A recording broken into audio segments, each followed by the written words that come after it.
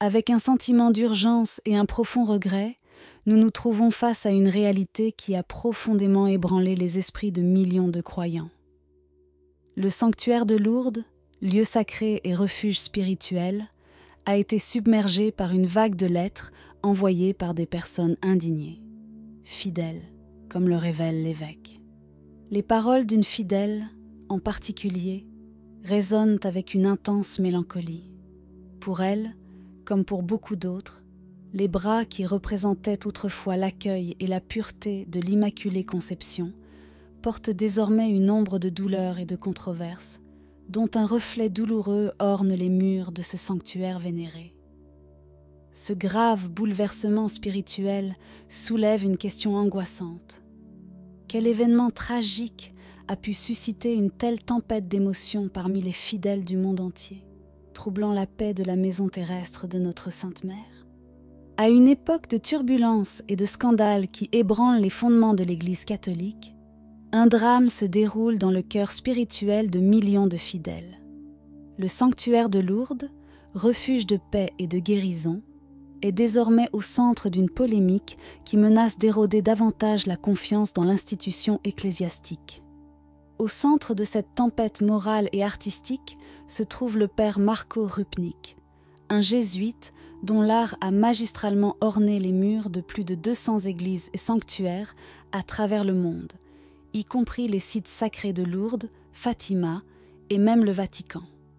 Le père Rupnik, autrefois vénéré comme une icône vivante de l'art religieux contemporain, a été suspendu de son ministère public à la suite de graves accusations selon lesquelles il aurait été le protagoniste d'abus sexuels et psychologiques contre de nombreuses femmes adultes, jetant une ombre sombre sur ces mosaïques, œuvres qu'elles étaient autrefois considérées comme des expressions sublimes de foi et de beauté. Ces accusations ont soulevé des questions non seulement sur l'homme, mais aussi sur l'ensemble de l'institution qui l'a soutenu, remettant en question l'intégrité morale de ceux qui ont été les gardiens de la foi de millions de personnes. Le sanctuaire de Lourdes, connu dans le monde entier comme un lieu où les fidèles cherchent réconfort et guérison, est désormais confronté à la douloureuse question de savoir s'il faut conserver ou supprimer les mosaïques de Rupnik, une décision qui va au-delà de l'esthétique pour toucher encore les blessures des victimes d'abus. L'évêque de Tarbes et Lourdes, Jean-Marc Micas, est confronté à un choix déchirant, conscient du sens profond que représentent ces mosaïques pour la communauté catholique et pour les pèlerins qui viennent à Lourdes en quête d'espérance et de guérison.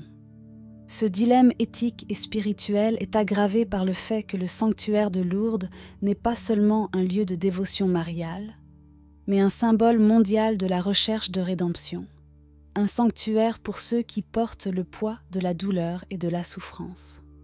Dans une déclaration, Monsignor Micas a exprimé le profond conflit interne que lui occasionne cette situation, soulignant comment chaque jour, dans son cœur et dans ses prières, il réfléchit à l'impact dévastateur que les abus ont eu sur les victimes et à la manière dont la présence de les mosaïques peuvent influencer votre processus de guérison.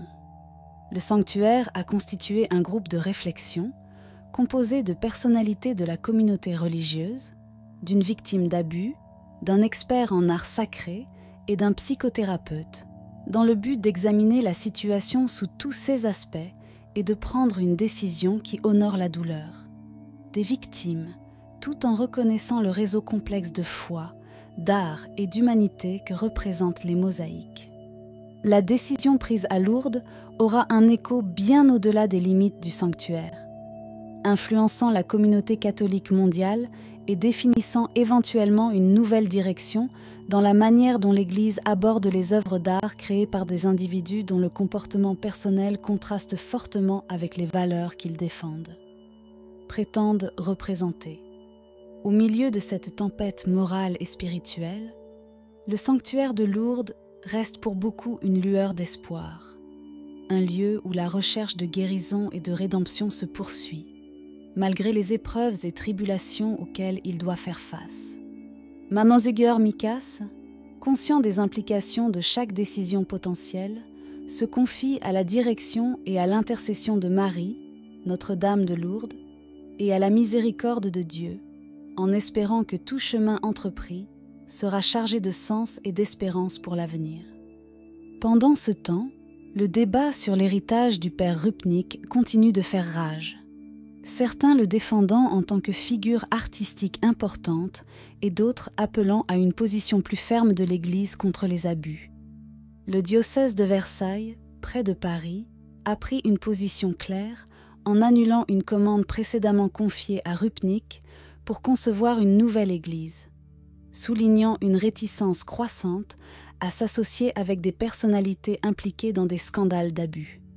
Sous l'œil attentif du monde catholique, la décision prise par le sanctuaire de Lourdes pourrait marquer un moment crucial dans la lutte de l'Église contre les abus, démontrant que la protection et le respect des victimes priment sur toute autre considération.